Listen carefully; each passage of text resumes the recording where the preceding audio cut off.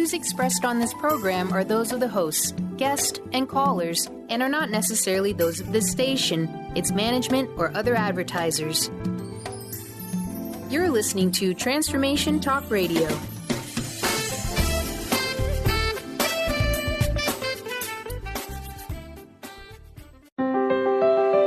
Welcome to the Karmic Path Radio Show with your hosts Tina Irwin and Laura Van Tine on TransformationTalkRadio.com. This is where they build the karmic connection between science, psychology, and spirituality. They explore how these concepts and our actions affect our daily lives. But can we change our karmic path? Can we help someone else's karma? Stay tuned and join this dynamic duo for an opportunity to look at life and spirituality from a down-to-earth and powerful view.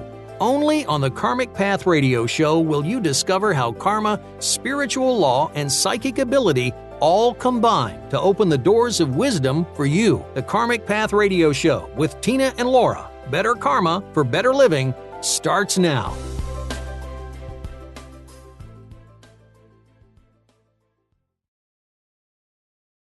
Our passion is karma, in case you hadn't guessed. Everyone has a karmic path, whether they're aware of it or not.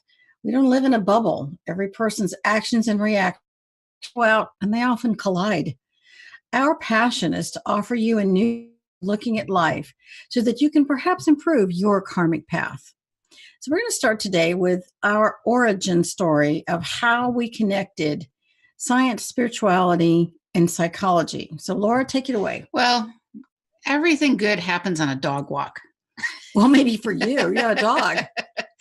So we've been doing the show for a while, and you know, my husband and I take our dog. We have this little white fluffy dog. I don't know if you can pop him up there, Cat.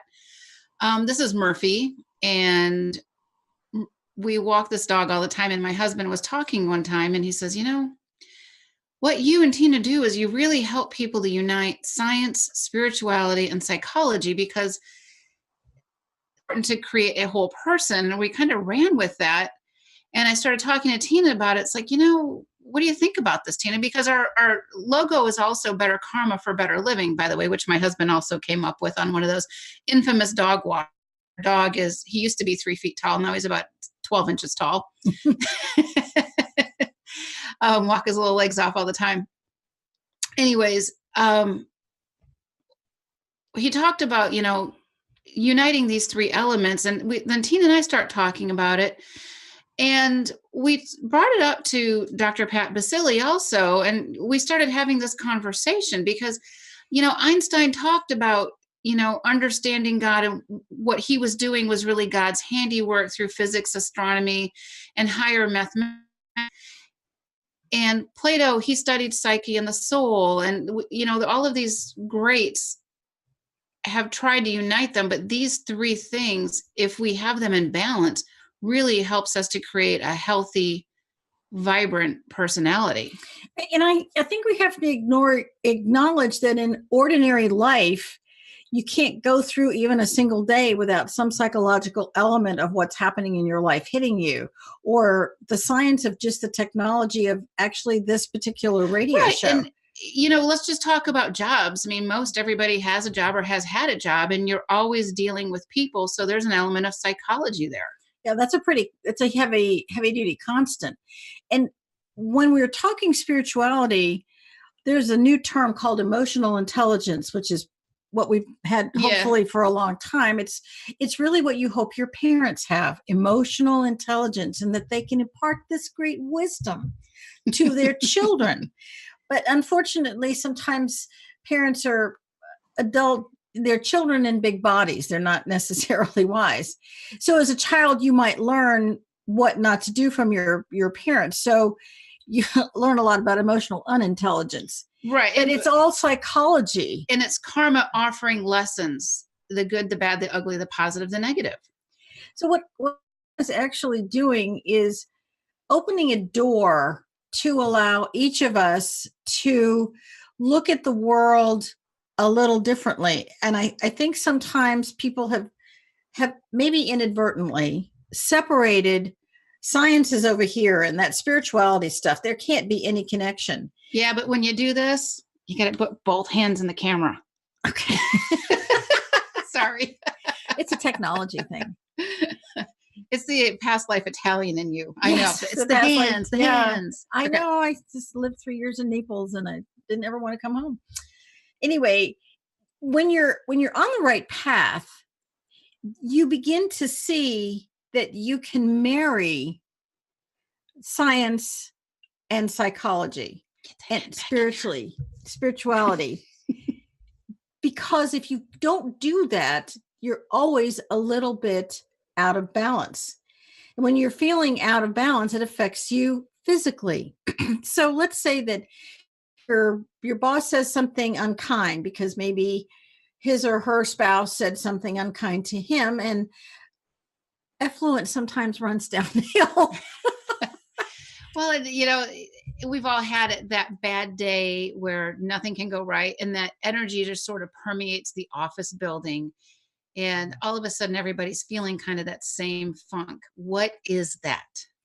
And so what that is it's the psychology of that emotion hitting you, and it can cause you to have physical reactions. So people say, well, there's no, psychology doesn't have anything to do with illness. It has everything to do with illness. So if someone humiliates you, your face turns red. You are embarrassed. You can blush. If you hear something really bad or sad, you can end up with a stomach ache.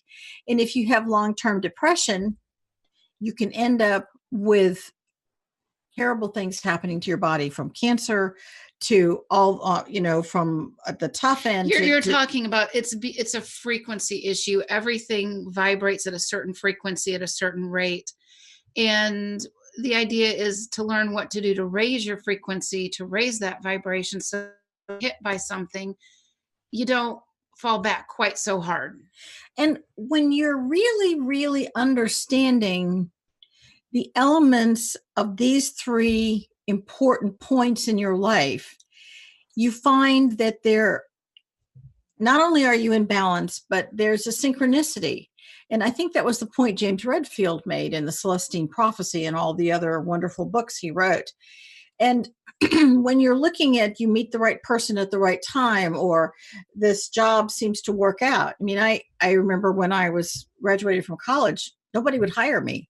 And I thought, I could join the Navy. Who knew? It could be an amazing opportunity. And I mean to tell you, that door opened and everything went click, click, click, click, click. And I never looked back. But if I had stayed in that place of, I can't find a job where I'm going to have to duct tape your hands to your body today. I can't help it. It's just full of energy. Sorry, guys. If I become depressed and, decided I was going to live in my mom's basement forever and not get out and really make a life for myself, I wouldn't be here today. I wouldn't have met my husband and traveled the world and had a ton of adventures. And when we're talking about this, let's bring it back to the karmic path. My husband brings up this point that what we're doing is uniting these three elements: science, psychology, and spirituality. And then Tina and I have a conversation, and it turns into another conversation with another person. There were all of these synchronistic moments that kind of validated that we were on the right track. And when you were searching for help for your daughter, right, I was always using that intuitive sense because, and we'll say this a lot, we say this all the time, psychic ability keeps you safe. It's what reminds you of your ethics. It's what reminds you to do the right thing. It's that nagging voice. That's the spiritual part of you. But when you're in a business meeting and someone's suggesting something that violates your level of ethics, if you still have them, it's a karmic test is what it is. It's a karmic opportunity. And when you're able to embrace that karmic opportunity and step up to the plate, you get to display courage.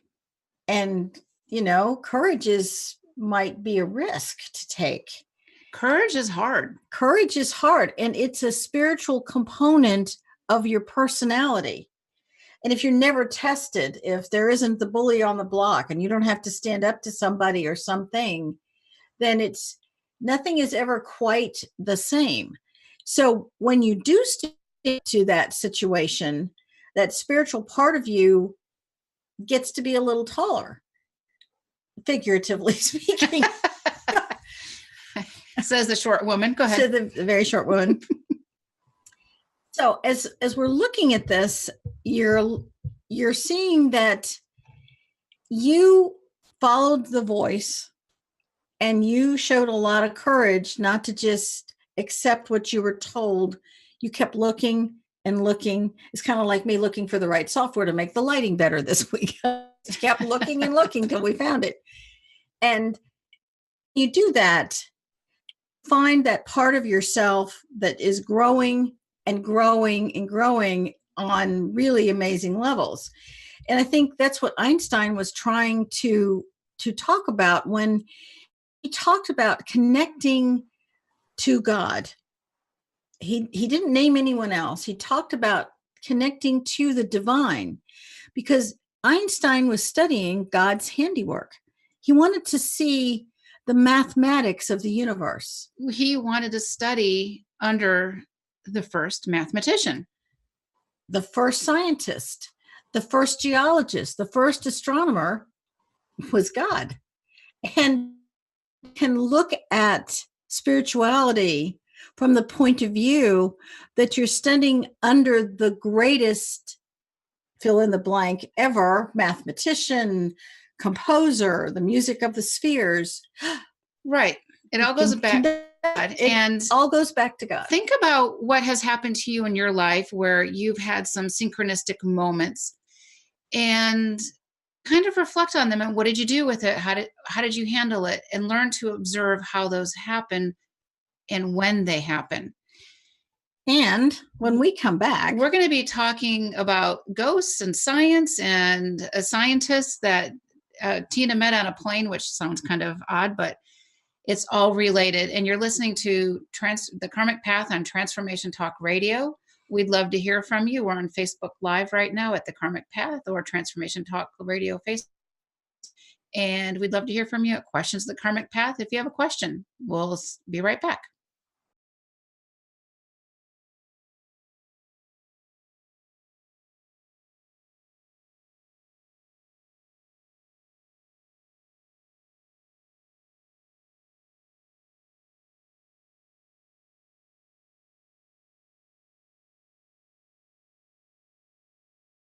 Welcome back to the Karmic Path on Transformation Talk Radio. I wanted to share a synchronicity story. Last fall, I was on a plane to Virginia, and I had 5 fabulous hours to write. San Diego to Baltimore, and then Virginia Beach. Because I don't let her get any time off. Yeah. It's like, you think you're going on vacation, girlfriend? You're going to be finishing up this book for us. Yes. So I've got 5 fabulous hours to write. So I get my window seat on my favorite airline, Southwest Airlines, and I open up my laptop and I'm working on our latest book, Teaching the Living to Help the Dead. It's a really great book. You're going to love it. Teaching the Living to Help the Dead, and that'll be out later this year. Yeah, it's going to be a great book. So I'm working on this book and I'm typing away. There's a guy in the seat next to me. And as I'm typing away, he says, "Oh my God, I have to talk to you. I'm reading over your shoulder and I'm reading what you're writing." And that's pretty brazen, but cool.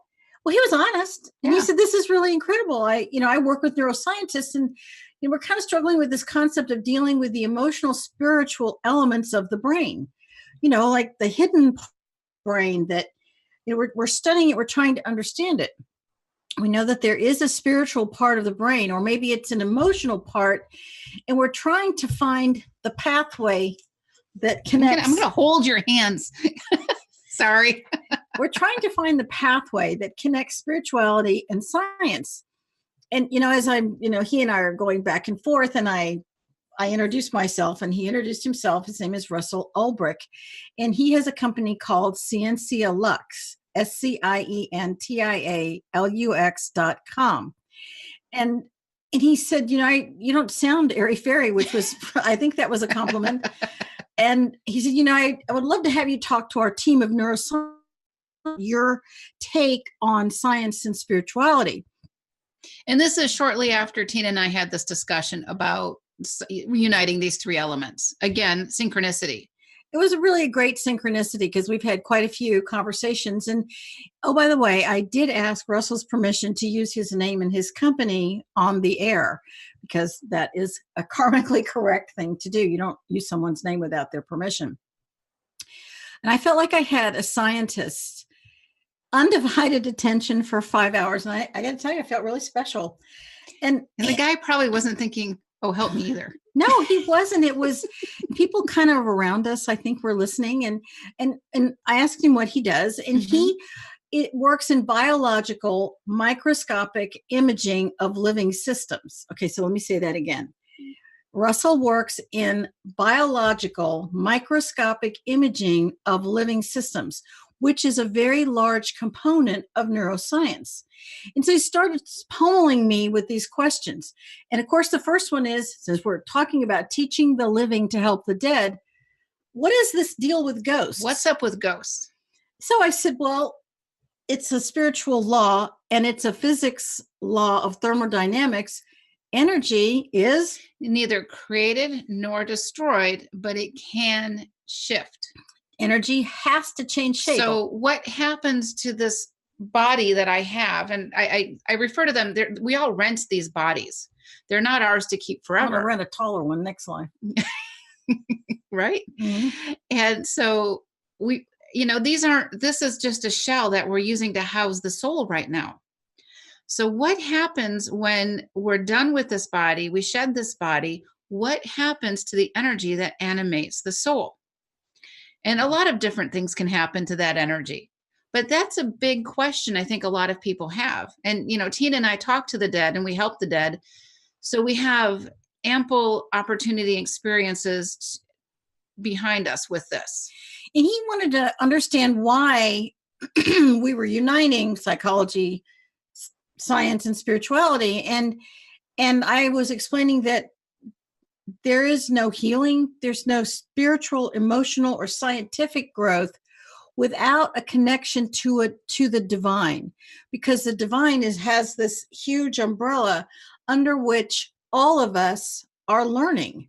And if you think about it, God has laid out most astounding planet with the most it's a really pretty planet, jaw-dropping biology and geology and oceanography and insects and fish and animals.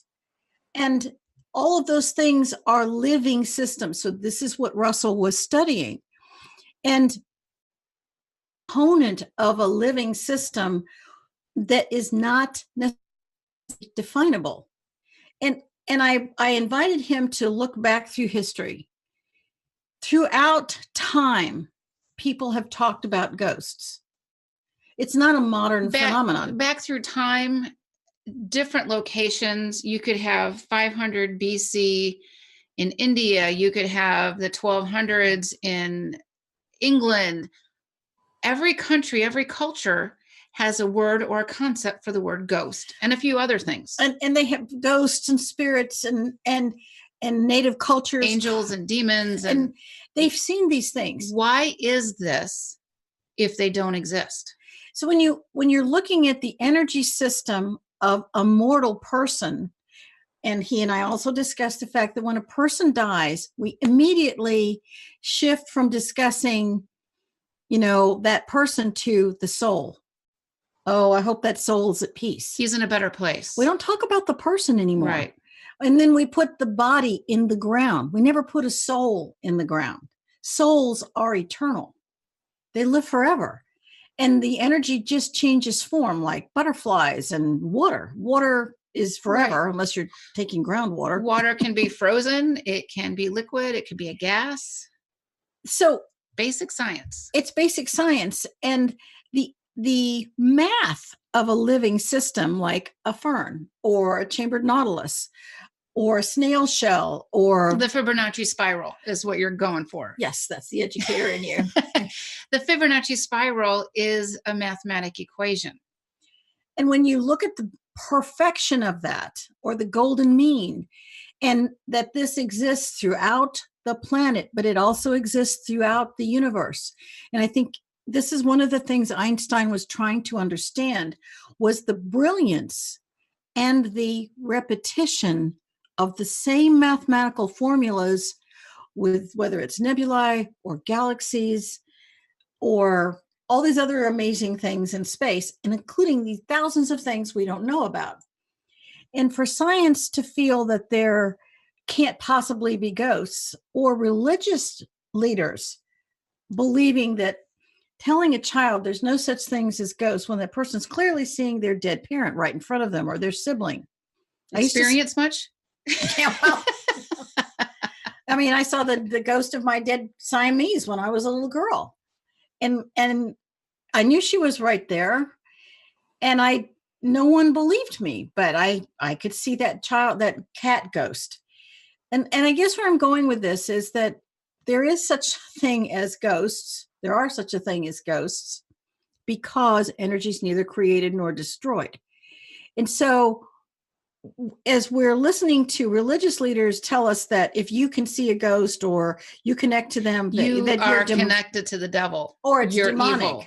Yes. How can an innocent can somebody's sweet grandma or how somebody's child who is stuck between dimensions, because a ghost is literally a soul stuck between dimensions where there's no such thing as unfinished business, they're stuck. How can a sweet child or grandmother be evil? Yeah, how can the fact that you are observing a scientific, the first law of thermodynamics, which is energy is neither created nor destroyed, you're observing that. Why is that all of a sudden different physics? I got into a lot of trouble as a little kid because I said, well, if that's the law, then how come when I see a ghost, that's not? He says, we don't discuss religion. So why is discussing a ghost religious? It has nothing to do with religion. It has to do with physics and spirituality. And spirituality, and maybe the psyche of the soul, psychology. And maybe compassion. Maybe it's the compassion. If you see a ghost child, like your daughter has seen ghost children. We had a ghost child live with us for a long time. I didn't know what to do with her. I wasn't going to banish her. I wouldn't banish anyone's child. And when you have compassion and you want to help them, then you shouldn't have to run out and find a medium, which is back to why I was writing this book, Teaching the Living to Help the Dead. And our goal is to literally help people who are haunted by ghosts to help themselves. So you don't necessarily need to pay a medium and not know if it worked or not. And that's based on my experience, because I had so many people tell me that they moved on these ghosts, they banished them, they crossed them over, whatever, but nothing worked. So this is one of our missions, is to marry these three elements to explain the logic trail behind what we do and why we do what we do. And frankly, it's very exciting for us to be able to share these concepts. And I know that there are a lot of people who are listening, hopefully, to our show who do see ghosts. And they maybe when they were a child, no one believed them. Well, we're here to tell you, you're not crazy. And we have, if you have a ghost issue, we're kind of sidetracking here a little bit. We do have a second site. We always refer back to the karmic path, but we do have another site called ghosthelpers.com. And there are some free tools that you can use to help cross over the dead that may be with you if that's part of your experiences. And having said that, it's already time for a break. We'll be right back. You're listening to The Karmic Path on Transformation Talk Radio. Have a question or comment, shoot us an email at questions@thekarmicpath.com, and we'll be right back.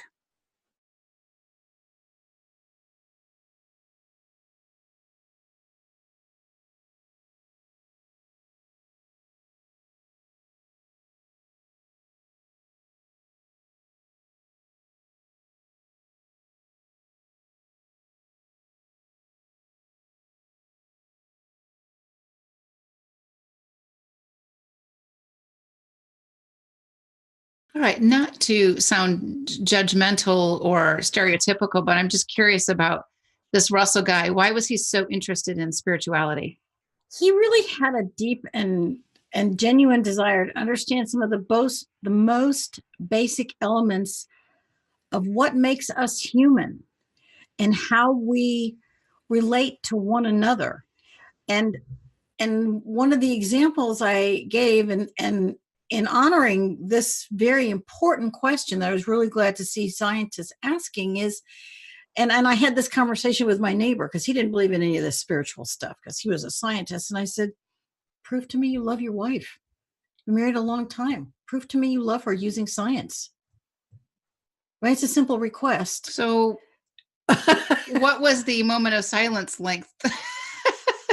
He looked at me and he walked away. He was walking around the block and he just said, you just don't understand. And it's like, no, we cannot separate them.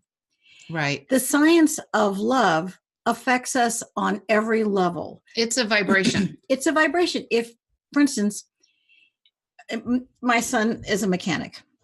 My oldest son is a mechanic. And he talks about people who love their car notice that the car works really, really well for them. Mm-hmm. As an example, I had a Fiat when we lived in Naples, Italy, that knew every shopping place in Naples, all the best places to go. Your husband must have thought that's one expensive car. It was an old kind of a beater, and it was red. It was was expensive because it knew where to shop. It knew where to shop, and so one day I took it in to put gas in it, and I was feeling really expansive. So I told the mechanic, because I was pretty fluent in Italian at the time, check the oil.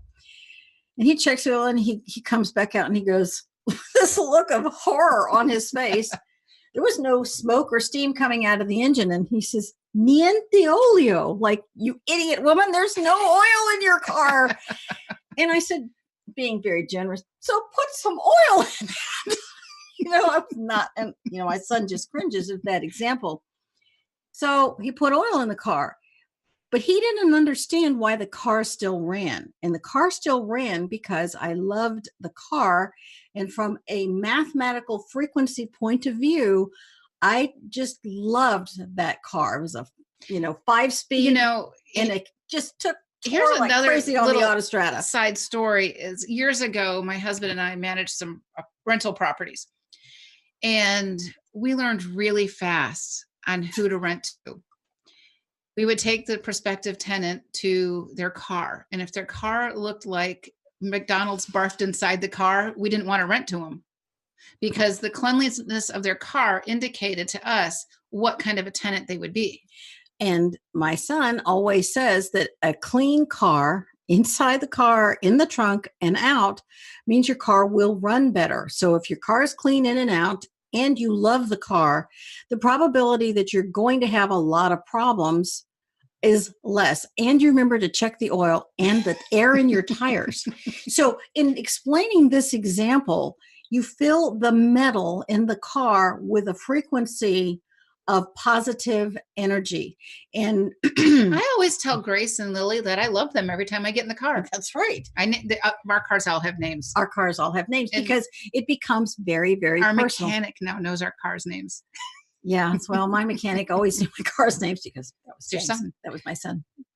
So, all right. Well, so one of the concerns I have, though, about science, and that is with artificial intelligence, because I don't want, Google or Amazon or these entities to tell me what I want to buy before I know I even want to buy it. And we see this with the sticky ads and stuff like that, because it's pre-programming us to a certain level, and it's a certain, I'm wondering if it's a violation of free will in a way. Well, we're boiling the frog. Okay. Literally 1 degree at a time, because we're becoming, this is again one of the things that Russell was discussing. Are we becoming so wedded to technology that we're giving them more authority over our lives? And we're not allowing ourselves to be open to the larger view. What's happened is we're seeing greater and greater division in the United States, and actually throughout the world, because the artificial intelligence, the analytics is telling us what we're supposed to be liking. The algorithms telling us, and I actually have a really good story about this. Okay, I'm ready. Another segue. I'm really good at that today. Okay. My husband is more liberal in his philosophy, and his best friend back east is very, very conservative. And he was explaining to his friend, he says, well, Google decides what you want to see, and all these browsers decide what you want to see. And the friend is like, what do you mean? He's like, type in Donald Trump. And this is not a political thing at all. And they each typed in Donald Trump in their appropriate browser, whatever their browser was, and they both got completely different points of view. That is taking away our free will to see the true picture, if you really think about it. This is where science is disconnected from spirituality. The science of the algorithm is disconnecting us. It's disconnecting us from the free will and the opportunity for discernment and truth. So we have a love affair with technology, but we also need to embrace the concept that maybe we need to have the free will be returned to us to decide that maybe we want to see all points of view. And maybe if we had more points of view, we wouldn't be so endlessly separated. And is this a good thing? I think being separated is not a good thing. I saw a lot of families via social media, because I do a lot of social media promotions. In the last few elections in the US, families and friends were disowning each other because of these belief systems that were put in their place based on an algorithm. And we don't really necessarily always know the truth. And we just assume, we have knee-jerk reactions, and that's really not good for our soul evolution. We have to embrace a concept of wonder and not knowing. And part of the spiritual process is the wonder of being open to a new and a different idea, not politically so much, but right. Let's go back. Facet. Let's go back in history. 2 examples. A lot of times science says, if I can't see it, it can't be real. And this goes back to the 1800s, when especially when the microscope started.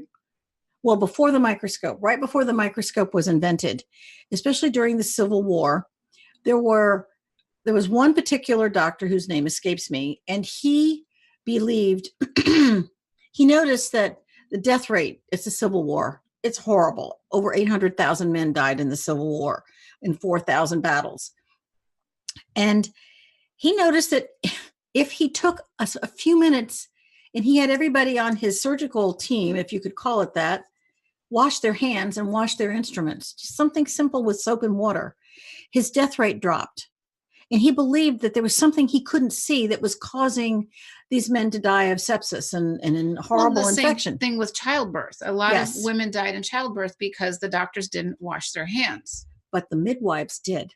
The midwives understood the importance, all this boiling water. Well, they're also washing their hands, not in boiling water, but they were washing their hands before they attempted to work on another person's body, actually as a method of respect. But it was cleanliness. It was a higher frequency. And science we can't see viruses and bacteria with the naked eye. It took the invention of the microscope to really fully appreciate that. And so when we're talking about spirituality and we're looking at ghosts and we're looking at all of these other elements that we've always known these truths throughout history, we just don't always have the technology to keep up with those spiritual truths, such as ghosts. But as our technology is improving, we're seeing people capturing souls leaving their physical body upon death. And we can see auric fields with Carillion photography. And we talked about that last week or so. Well, it's like this motorcycle rider who died, and this person who was nearby took a picture of the wreck and saw the energy that was his soul leaving the body. It was a YouTube sensation, but that's been around for a long time. We just have the technology now to capture that astounding moment. This guy's moving between the third dimension and the fourth. Right. And this is science and spirituality coming together. And I think that when you are looking at this, you need to embrace possibilities. And science loves new concepts and inventions, but it takes time. Sometimes there was something I heard on NPR in a podcast recently that science progresses one dead scientist at a time, because that means that a lot of old ways die off and make way for new concepts. But what if we didn't have to have dead scientists? What if we could say, well, maybe there's some validity to some of this. Maybe we're looking at it differently, or someone's giving us a different view. And that open approach is an element of spirituality because it's an open mind. It's a more open mind. And when we look at how love works, and we can do that a little bit, we're going to almost about to go to a break here. But when we look at how love works, love affects us in every conceivable way. So does hate.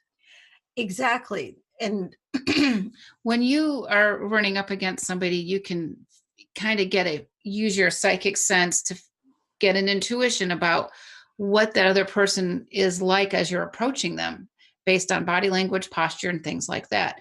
This is the psychology behind it.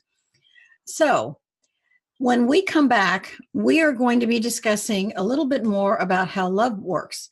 So you're listening to The Karmic Path on Transformation Talk Radio. If you have a question or comment, contact us at questions@thekarmicpath.com.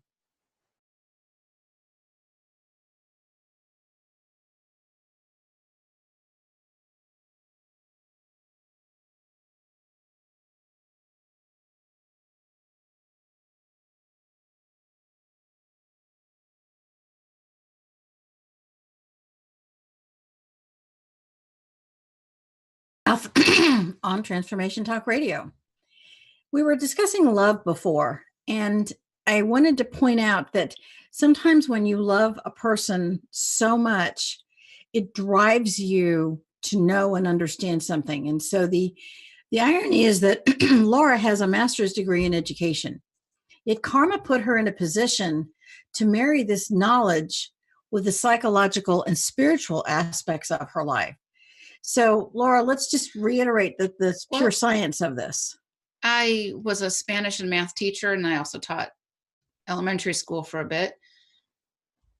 And when my life took that serious left turn, I am looking for help. I'm using I'm basically using the scientific method of deduction, trying to figure out what works, what doesn't work. And at that time, I mentioned before that I was literally fighting for my family's soul. How do you know what's right? How do you know? Well, trust your intuition, trust your gut instinct. And that is actually an art form also. Learning how to trust yourself takes time and patience.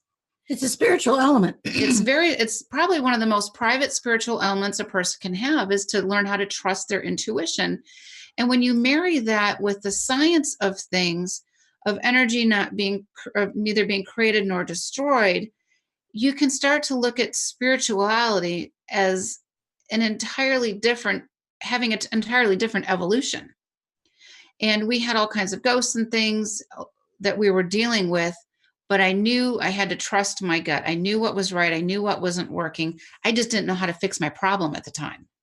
Okay, so in looking at the psychology of things a little bit, as an educator, you also knew that you couldn't tell anyone. If I told someone, if my husband and I talked about this outside of our immediate family, we risked losing our child. Because this couldn't be considered science. This was not science. And, science would want to put my kid on psychotropic drugs. And, because what she was doing was not in those scientific normal confines. What she was doing was beyond science. It was metaphysics. It was beyond physics. That's what metaphysics means, beyond physics.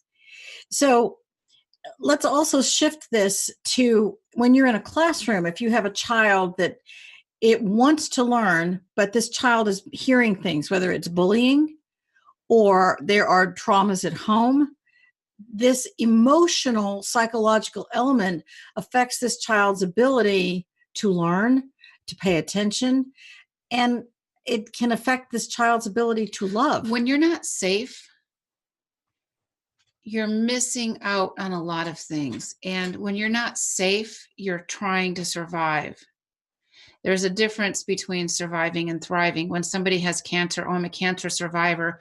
Let's shift it. What if you're a thriver? What if you survive cancer, but when do you start thriving? I mean, a survivor is sitting on the edge of a ledge, holding on. I'm surviving. I'm surviving. Can you like to come in off that ledge and really live? And yes. And that's kind of what we were going through. We were literally trying to survive this nightmare that we were going through. And it was the ultimate science experiment for me. And I look at everything as an experiment. You try something at least once, sometimes twice. So one of the other things that we did in crossing Annabelle over, who was your child ghost, and all the other ghosts that you had, was we connected you to the divine. Right. And that connection of a living system I didn't to need the divine. A building of brick and stone. I didn't need all of these other tools or accoutrements. It was a direct connection. And I didn't know how to, first of all, I didn't know what to do with her. I knew that this was a big problem, but I didn't know how to cross her over. And this seems to be a big mystery throughout this entire planet through millennia. What do you do with a soul that's stuck between dimensions? It's a science problem. It's a science problem. And a spirituality problem and a psychological problem. And you shouldn't have to go find a medium to fix it. And the opportunity to connect you to the divine by helping another soul, spiritual service, which is one of the biggest reasons anyone has psychic ability, no gifts here, as we've said before, is really important. And I want to go back to another psychological element, which is Alcoholics Anonymous. Oh, that's a good one. Alcoholics Anonymous has used the connection to God for years. There is no healing without God.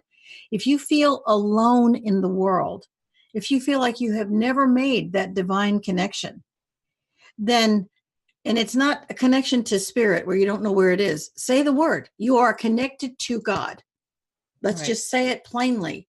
When you make that tremendous connection in your own way, whether it's through you meditate, you stand in a field and you feel the sun on your face and you feel the divine love, then you can prove through the scientific method that God loves every one of us, because every single person on the planet gets the same sun. You don't need the same moon, roughly the same air to breathe, and the same oceans, and the opportunity for life. God doesn't pick a religion and just give them sunlight. We're born in karma, and we're born in those karmic groups. And some people are born in Southern California. Some people are born in Wisconsin. Some people are born in India. It's not right or wrong or good or bad. It's what our soul needs for our soul development. And we do, I'm going to segue again, because I'm really good at that today. We talk a lot about that in the book, Soul Evolution, Past Lives and Karmic Ties. Why are we here? What's our soul purpose? Why was I born into this family? What does reincarnation have to do with my soul path? Those are all really important issues, because depression and suicide are spiritual experiences. They're just at the dark end of the spiritual experience. And if we look at spirituality as a harmonic scale, meaning it goes up and down, and I see a lot of times people are posting on places, oh, I'm so spiritually awakened, I can't relate to my family and blah, blah, those kinds of things. That doesn't really mean that you're spiritually awakened. Maybe the spiritual test, the karmic test, is to learn how to interact with those members of your family. Or maybe learn how to not interact with those members of your family. Or look at them with a little more compassion and understand what happened to them and reserve judgment. And maybe it isn't necessary to judge someone for something. Step back a little bit and maybe just observe. And use your intuition about the person, your emotional intelligence. I think it's important to understand that. And I kind of want to review as we head into our last 2 minutes here that Einstein... And I want to do a plug before we go. Okay. Einstein believed in using intuition to solve problems. He marveled at the mystery of God and nature. He sought to know God, and he questioned the Bible. It's all right to question the Bible. He wanted to understand the creative force that is undefinable, that exists in all of nature. And he wanted to understand this God force, or the force like we saw in Star Wars. And this is an Einstein quote, these two. The intuitive mind is a sacred gift, and the rational mind is a faithful servant. We have created a society that honors the servant and has forgotten the gift. So Einstein believed you improve the world with ideals, not necessarily science. All right, that was pretty good.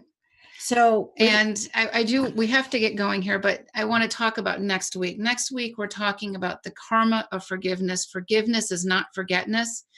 And we're going to be talking about reincarnation and soul groups and family groups. And we're also going to be bringing in our sponsor from the Oil Lounge, Christiane, who's going to talk about some essential oils that can help us with processing forgiveness. And having said that, forgiveness is not forgetness. We want to emphasize with that, because forgiveness brings up grief. It brings up anger. It brings up all of these not so pleasant emotions that we kind of have to work through to get to the other side. And there's no timetable for it either. That's right. So next week, we're going to be visited by theoillounge.com, and they're going to be talking about essential oils to help us deal with forgiveness, grief, and anger and those types of things. So you've been listening to the Karmic Path Radio Show on the Transformation Talk Radio. If you have a question or comment, please email us at questions@thekarmicpath.com. We're super excited about next week and having Christiane from the Oil Lounge join us. And thank you to Russell for sitting next to Tina on the plane. And a special thanks to Kat Grebe, our producer, who helps us put the show together. Yes, and thank you for the wonderful picture of Murphy. Till next time.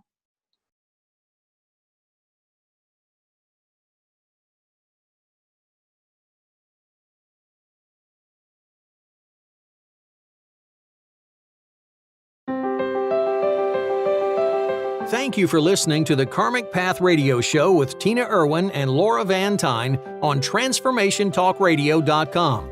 Listen live Thursdays at 4 p.m. Pacific Time as Tina and Laura explore the fascinating elements of karma and help listeners make those critical connections between spirituality, science, and psychology in an emotionally comfortable and logical way. Both Tina and Laura are experienced psychics with grounded backgrounds in public education and the military. They have a deep-rooted dedication to learning how the unseen world works and to sharing this knowledge. Learn how to create a heightened sense of understanding and karmic awareness for greater personal balance with the Karmic Path Radio Show. For more